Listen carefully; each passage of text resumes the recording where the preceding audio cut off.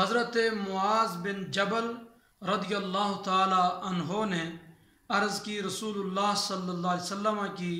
بارگاہ میں کہ یا رسول اللہ صلی اللہ علیہ وسلم مجھے کوئی وصیت فرما دیں۔ تو نبی کریم صلی اللہ علیہ وسلم نے ارشاد فرمایا،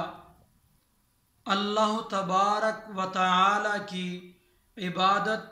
ایسے کرو کہ گویا کہ تم اللہ تبارک و تعالی کو دیکھ رہے ہو، اور اپنے آپ کو مرنے والوں میں شمار کرو۔ اور اگر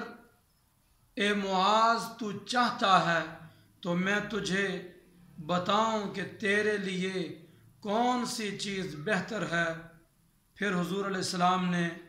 ارشاد فرمایا اپنی زبان کی طرف اشارہ کر کے کہ اس زبان کو حفاظت میں رکھنا،